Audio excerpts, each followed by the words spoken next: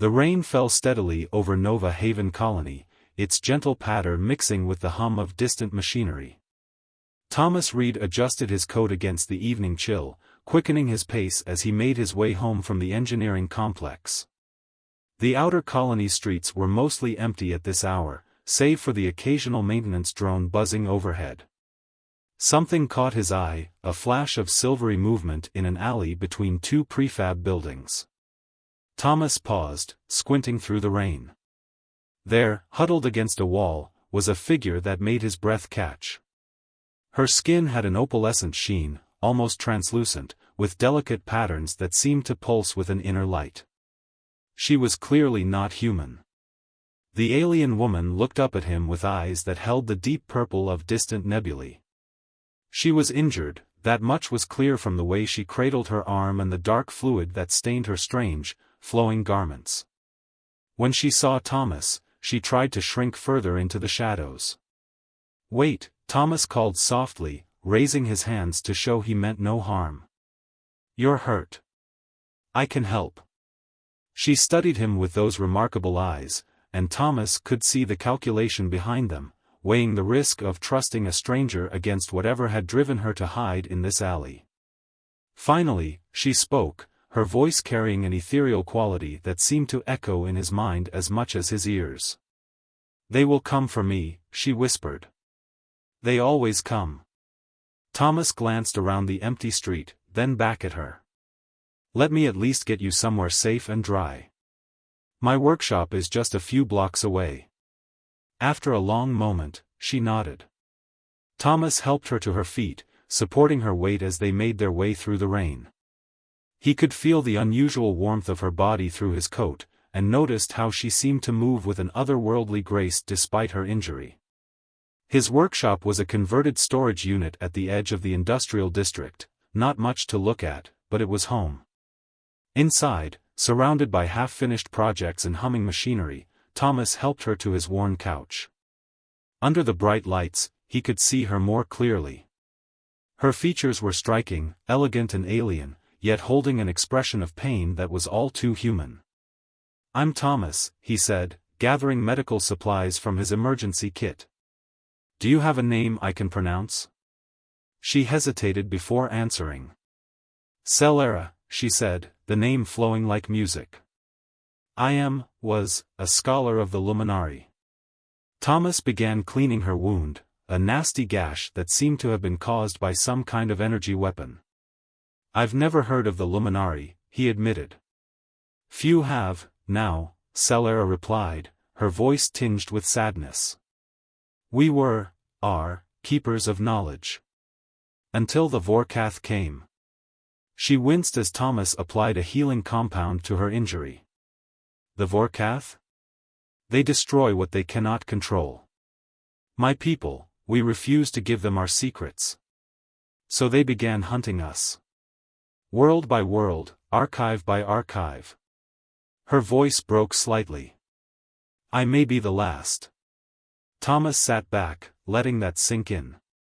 He'd heard stories of conflicts in the outer systems, but nothing like this. "You're safe here," he said, though he wasn't entirely sure how true that was. "Nova Haven is pretty far from the major space lanes.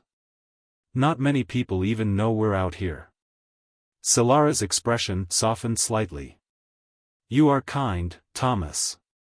But nowhere is truly safe from the Vorkath. They have ways of tracking us. I should not stay long." "At least stay until you're healed," Thomas insisted. "And maybe we can figure something out.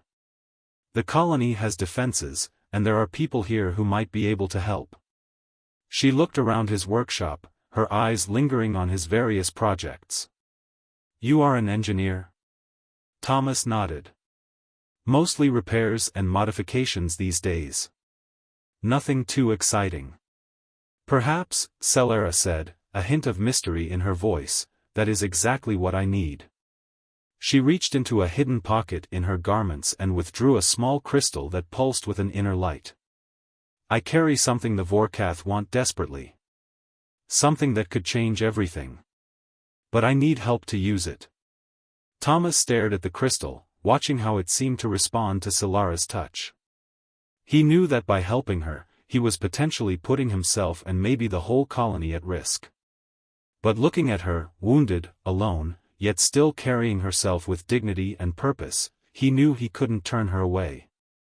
"Then let's figure it out together," he said, and was rewarded with the first real smile he'd seen from her, a gesture that seemed to light up the room with its warmth. Outside, the rain continued to fall on Nova Haven Colony, washing away any trace that an alien scholar had ever stumbled through its streets. But inside Thomas's workshop, something remarkable was beginning, a partnership that would soon change the course of not just their lives, but potentially the fate of entire civilizations. Dawn crept over Nova Haven, painting the colony's metallic structures in shades of gold. Thomas hadn't slept much, spending most of the night alternating between watching over Solera and tinkering with his equipment. The crystal she had shown him sat on his workbench, its soft pulsing light casting dancing shadows on the walls. Solera stirred on the couch, her otherworldly eyes opening to the new day. The healing compound had worked well, her wound was already showing signs of improvement, though the memory of whatever had caused it still haunted her face. "I need to show you something," she said, rising gracefully despite her injury. She approached the crystal, and at her touch, it began to glow more intensely. "This is the heart of knowledge, one of the last surviving artifacts of my people's greatest achievement." The crystal projected a holographic display that filled the workshop with swirling stars and complex mathematical formulae. Thomas watched in amazement as entire star systems danced before his eyes. "The Luminari were more than just scholars," Solera explained, her voice taking on a teacher's patient tone. "We were the custodians of a technology that could reshape reality itself. This crystal contains the key to accessing quantum pathways, bridges between spaces that the Vorkath want to use as weapons." Thomas studied the projections with an engineer's eye. "But you want to use it differently?" "Yes." Solara's fingers traced patterns in the light. "In the right hands, this technology could end scarcity, heal dying worlds, connect civilizations. In the wrong hands, it becomes a way to destroy them," Thomas finished. He understood now why she was running, why the Vorkath were so determined to find her. A sudden bang from outside made them both jump. Thomas peered through the workshop's grimy window. A patrol of colony security drones was passing by, conducting their routine morning sweep. But he noticed how Solara's hand had instinctively moved to a hidden pocket in her clothing. "You're armed," he said. It wasn't a question. Solara's expression hardened slightly. "I told you, the Vorkath always come. I've learned to be prepared." She withdrew a small device that looked like a twisted piece of silver glass. "This is all I have left to defend myself. It's not much against their war machines." Thomas turned back to the crystal. "Maybe we can give you something better."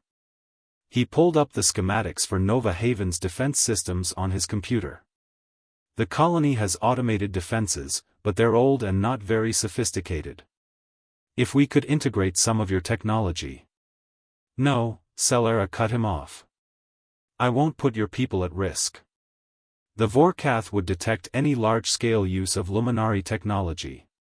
It would lead them straight here." "They're coming anyway, aren't they?" Thomas asked quietly. Solera didn't answer immediately. Instead, she walked to the window, watching the colony coming to life in the morning light. "Yes," she finally admitted. "They're probably already on their way. I've stayed in one place too long." Thomas joined her at the window. "Then let me help you prepare. This colony has supplies, resources. We can modify some of my equipment with what you know. Give you a fighting chance." She turned to look at him, and Thomas was struck again by the otherworldly beauty of her features. "Why are you willing to risk so much for me?" "Because it's the right thing to do," Thomas said simply. "And because I've spent my whole life fixing things. Maybe it's time I helped fix something bigger than broken mining equipment." A small smile touched Solara's lips. You remind me of my people, before the wars.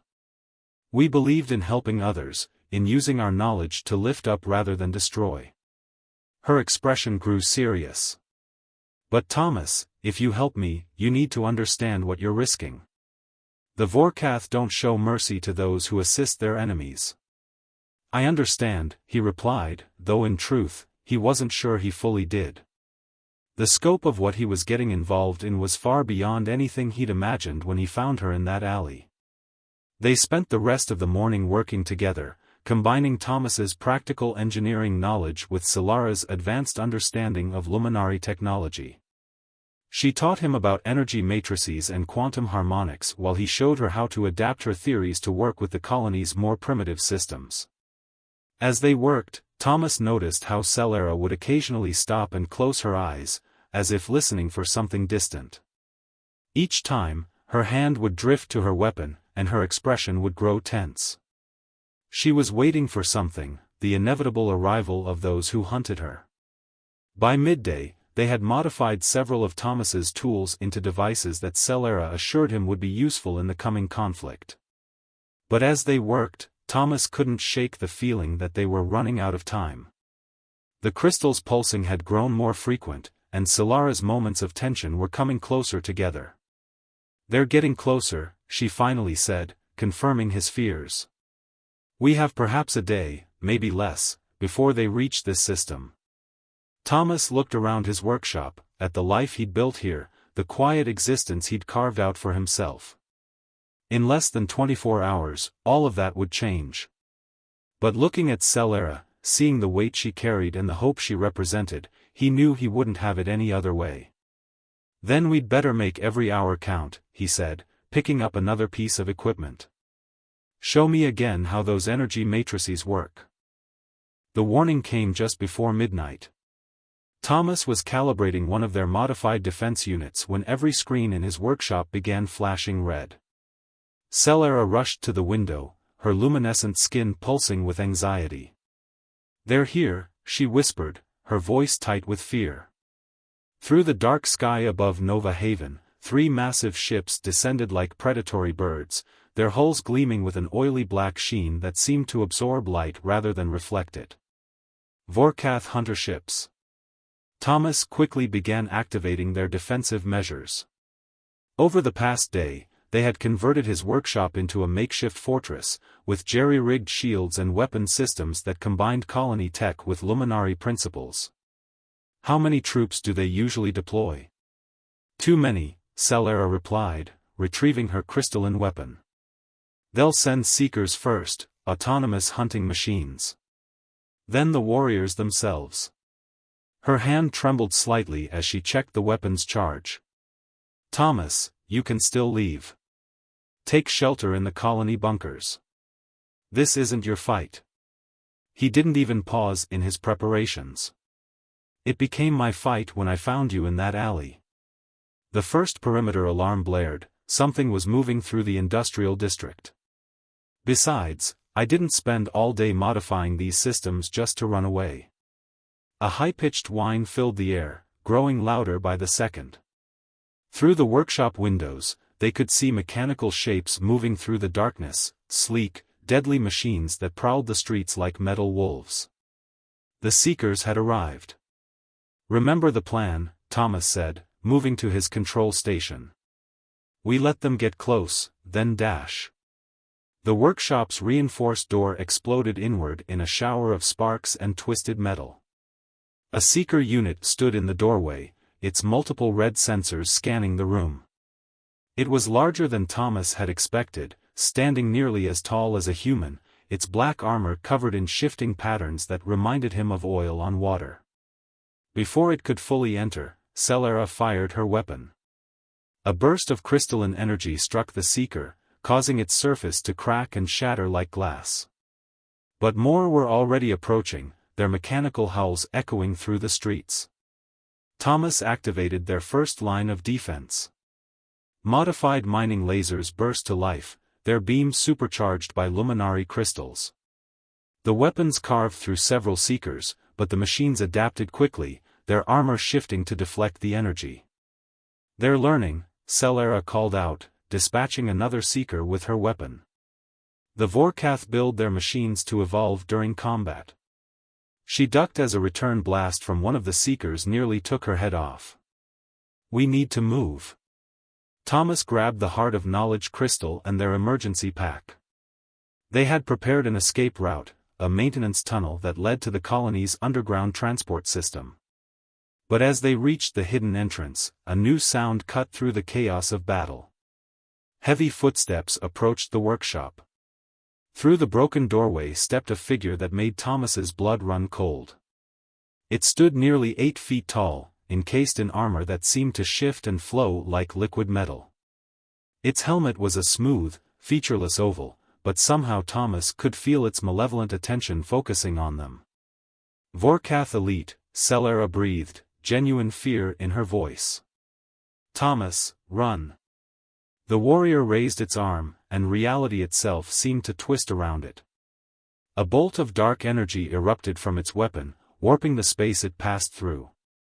Thomas pulled Celera down just as the blast passed overhead, leaving a hole in the workshop wall that seemed to lead into infinite darkness. They scrambled into the maintenance tunnel as more warriors arrived. Celera sealed the entrance with a burst from her weapon, fusing the metal shut. They could hear the Vorkath beginning to cut through even as they fled deeper into the tunnel. What was that weapon? Thomas asked as they ran, the crystal's light guiding their way. Void technology, Celera explained between breaths. They've corrupted some of our quantum principles, turned them into weapons that tear holes in spacetime itself. She grabbed his arm, pulling him to a stop. Thomas, listen to me. If they catch us, if they catch you, death would be a mercy. The Vorkath don't just kill their enemies. They unmake them. Erase them from existence itself. Thomas met her gaze in the crystal's pulsing light. He could see the weight of everything she'd witnessed in those alien eyes, the horrors she'd fled across the stars. But he could also see something else, a determination that matched his own. Then we don't let them catch us, he said firmly. Come on. The transport station is just ahead. We can use it to reach the colony's main defense center. And Celera? He touched her arm gently. We're in this together now. All the way. She nodded, and for a moment, the fear in her eyes was replaced by something warmer. But another explosion rocked the tunnel, reminding them that the hunters were still coming. They ran on through the darkness, the sounds of pursuit echoing behind them, the crystal pulsing in time with their racing hearts. Above them, Nova Haven's night sky was filled with Vorkath ships, their presence a dark promise of the battle yet to come. But as Thomas and Celera fled deeper into the colony's underground networks, a plan was already forming in his mind. The Vorkath might have advanced technology and overwhelming force, but they had something the hunters didn't expect, the combined ingenuity of human determination and luminary wisdom. The real fight was just beginning. The colony's main defense center was a testament to human paranoia, a bunker buried deep beneath Nova Haven's surface, designed to withstand orbital bombardment. As Thomas and Celera emerged from the transport tunnel into the facility's main control room, they found it already occupied. I was wondering when you'd show up, said a tall woman with graying hair and a security officer's uniform. She introduced herself as Commander Rachel Bennett, head of Nova Haven's defense force. Our sensors picked up the Vorkath ships the moment they entered the system. Want to tell me why they're here? Thomas stepped forward, but Celera placed a gentle hand on his arm. I will explain, she said, her ethereal voice carrying across the room. Over the next few minutes, she told their story, the fall of the Luminari, the pursuit by the Vorkath, and the true nature of the crystal she carried. Commander Bennett listened silently, her weathered face revealing nothing. When Celera finished, the commander turned to one of the massive display screens showing the Vorkath ships hovering over the colony. So these hunters won't leave without either you or that crystal. And they're willing to destroy Nova Haven to get what they want. Yes, Celera admitted. But we may have a chance to stop them. Thomas and I have developed some countermeasures. Show me, Bennett ordered. For the next hour, they outlined their plan. Thomas explained how they had modified colonial technology with luminary principles, creating weapons that could potentially pierce Vorkath defenses. Celera demonstrated how the heart of knowledge could be used to detect and predict Vorkath movements through their quantum signatures. It's not just about fighting them, Thomas explained, pulling up schematics on a display. Their technology is based on corrupted luminary science. If we can purify those energies, using Celera's knowledge and our colonial power grid, we could not only defend ourselves but potentially free other worlds from their control, Celera finished. She and Thomas shared a quick glance, and Bennett didn't miss the connection between them. You've thought this through, the commander admitted. But we're still outnumbered and outgunned. The colony's defense force is mostly automated, we have fewer than 50 actual combat personnel. Numbers aren't everything, Thomas argued. The Vorkath rely on their technological superiority. But they've never faced an opponent that understands both their weaknesses and human ingenuity. Bennett studied them both for a long moment, then nodded sharply. All right. You have the resources of Nova Haven at your disposal. What do you need? They worked through the night, transforming the defense center into a command post for their resistance. Colonial engineers, under Thomas's direction, began adapting Celera's modifications to their defensive systems on a larger scale. The Heart of Knowledge crystal was connected to the colony's main computer, its quantum awareness expanding their sensor range exponentially. During a brief rest period, Thomas found Celera alone in a quiet corner, staring at sensor readings of the Vorkath ships. Having second thoughts, he asked softly. She turned to him, her luminescent skin dimmed with exhaustion. I never meant to bring this war to your home, Thomas. These people, your people, they're risking everything to help me. To help us, he corrected gently. And it's not just about Nova Haven anymore. The Vorkath have been destroying civilizations unchecked for too long. Someone has to stand against them. Celera reached out, her fingers brushing his hand. You've given me something I thought I'd lost forever, she whispered. Hope. The moment was interrupted by an alarm. On the main screen, they watched as the Vorkath ships began moving into attack formation. Commander Bennett rushed in, already issuing orders. They're done waiting, she announced. Multiple drop ships launching. Ground forces will be here within the hour. Thomas squeezed Celera's hand before moving to his station. Then let's show them what happens when they underestimate humanity. He activated the colony-wide communication system. All defense teams to your positions. This is what we've prepared for. Around them, the resistance sprang into action. Modified defense turrets emerged from hidden bunkers throughout the colony. Shield generators powered up, their energy matrices enhanced by luminary crystals. In the streets above, colonial security forces and automated units took up strategic positions, their weapons humming with newfound power. Celera moved to stand beside Thomas at the main control panel, her presence both comforting and inspiring. The Heart of Knowledge crystal pulsed with increasing intensity, responding to the approaching threat. Through its enhanced sensors, they could see the Vorkath forces clearly, waves of seekers followed by heavily armed warriors, all advancing with mechanical precision. They still think this will be easy, Celera observed, a hint of grim satisfaction in her voice. They believe they're hunting a lone survivor and a primitive colony. Then they're about to learn a harsh lesson, Commander Bennett said, joining them. All units report ready. Defense grid at full power. We're as prepared as we'll ever be. Thomas looked at the women beside him, an alien scholar who had trusted him with her life and her people's legacy, and a human commander who had chosen to stand and fight against an overwhelming force. In that moment, he knew that win or lose, this was where he was meant to be. Send word to all units, he ordered, his voice steady. The Vorkath want to see what humanity is capable of? Let's show them. Above them, Nova Haven's night sky blazed with weapons fire as the final battle began. Nova Haven burned. The night sky had turned to day as weapons fire lit up the darkness. Vorkath warriors advanced through the streets, their void weapons tearing reality apart wherever they struck. But the colony wasn't falling, it was fighting back with everything it had. From the defense center's command room, Thomas watched as their modified defense systems took their toll on the invaders. Colonial turrets, enhanced with luminary technology, cut through the Vorkath's supposedly impenetrable armor.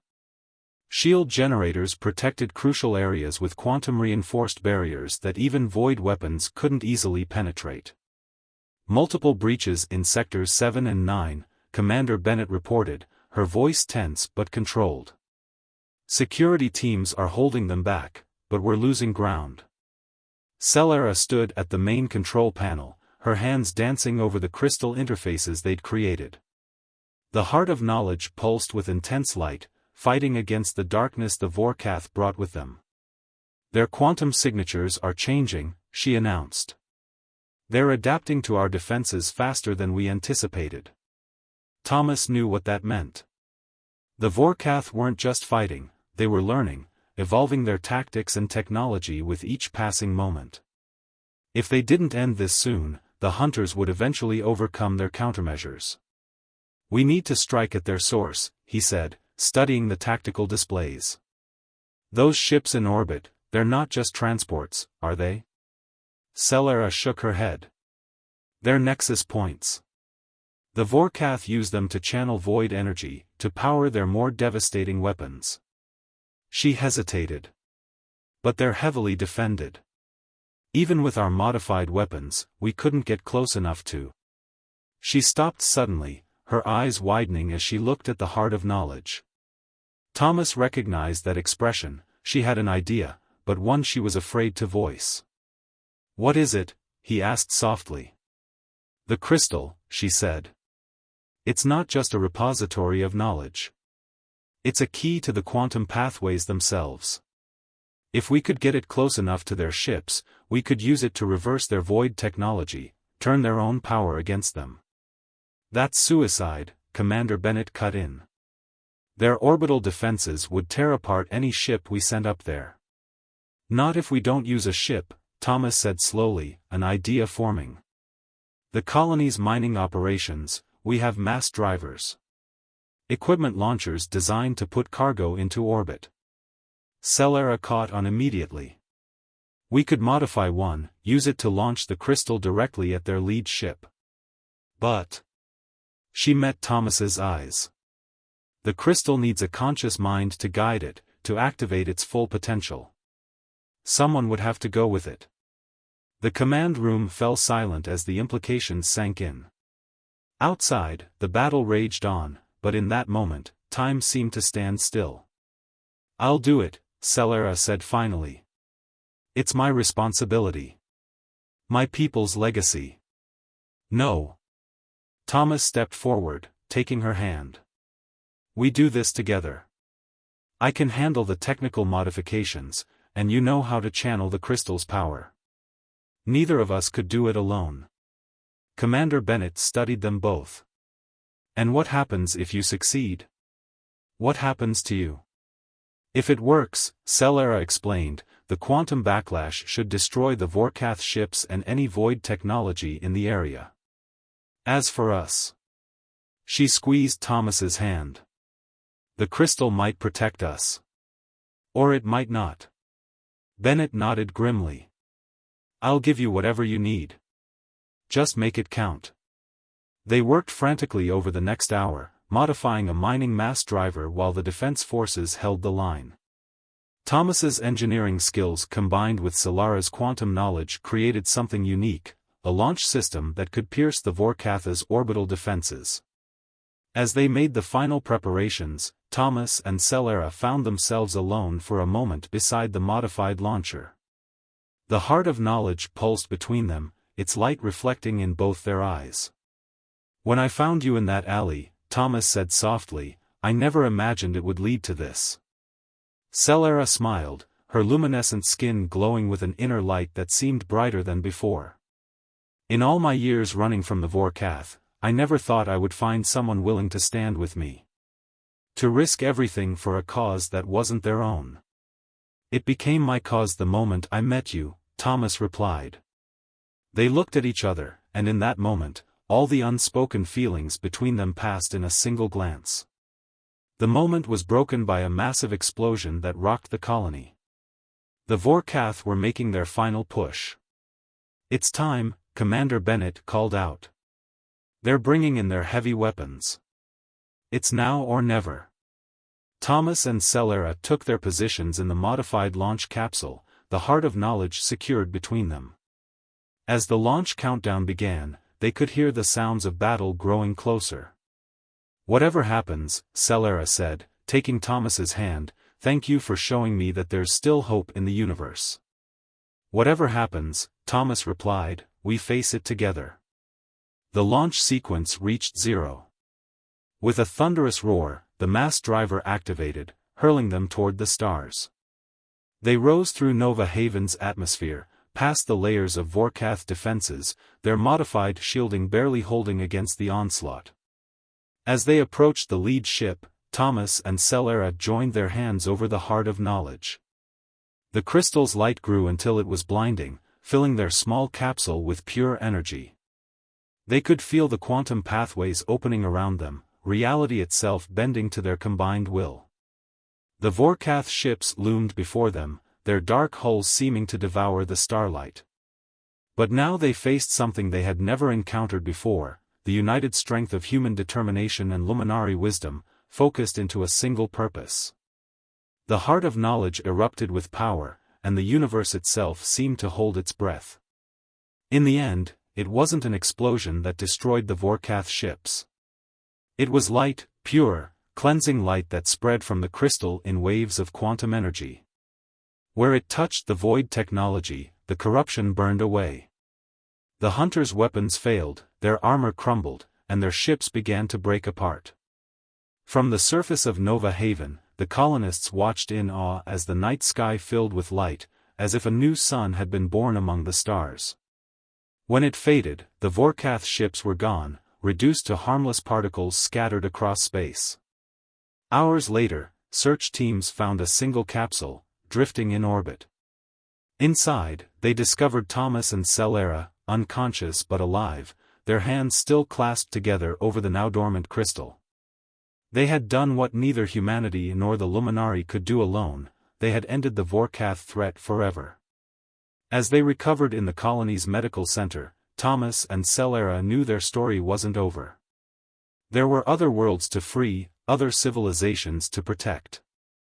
But now they had something the Vorkath never understood, the power of two peoples working together, and the strength of a love that transcended the stars themselves. Nova Haven would rebuild, stronger than before.